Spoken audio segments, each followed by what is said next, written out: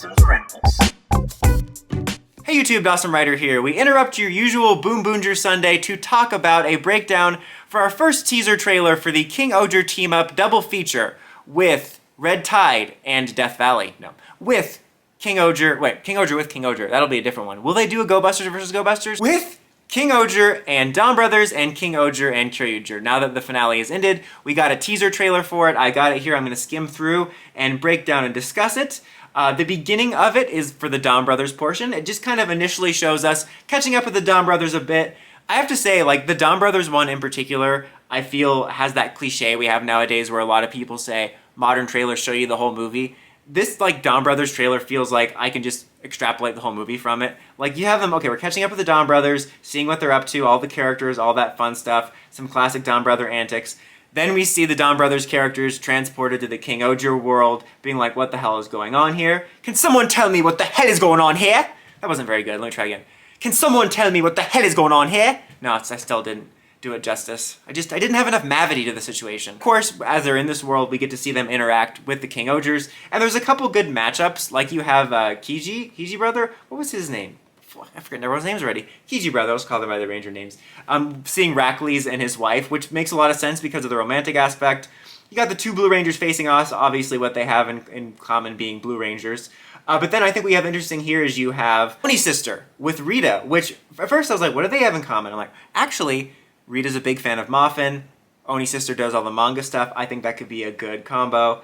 Well, I like that. That's my favorite part of the crossovers. You know, one of my favorite things, even when I was younger, was getting to see the characters interact because I was always curious about that. But as I've gotten older and as these have gotten more shallow, I could care less about the fights and the standing next to each other. I'm more interested to see how the characters bounce off of each other, and some of these combos look like they might be a lot of fun.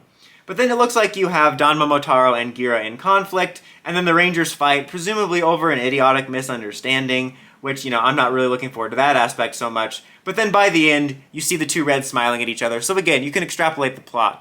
Hey, here's our characters. Oh my god, they've been transported to the King-ohger's world. Funny interactions. Idiotic misunderstanding. Fight. We get along now. And then we get to see the two golden forms together, showing how redundant some of the power-up ideas are, even though they're both good-looking power-ups.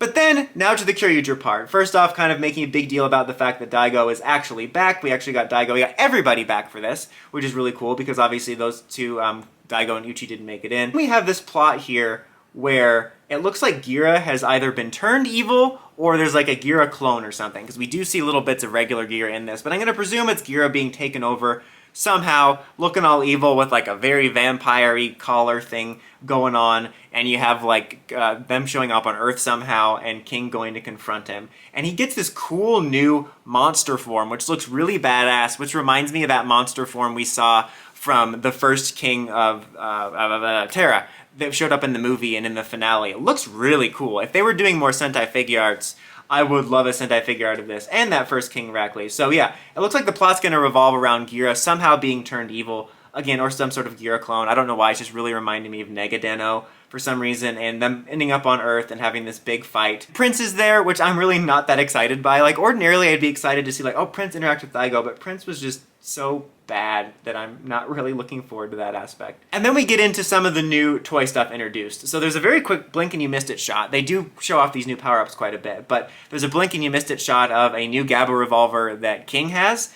that Daigo has. You know, as we did get a new sword transformation device for Prince, this one's obviously going to facilitate presumably his new transformation. Looks pretty cool. I actually really like the color scheme for this. They might actually tempt me to pick this up. And so you see all of them fighting together, all the King-ohgers plus Prince, and then we show off the three Red Rangers fighting together, or two Red Rangers and a Gold Ranger, or a Red Ranger that is gold.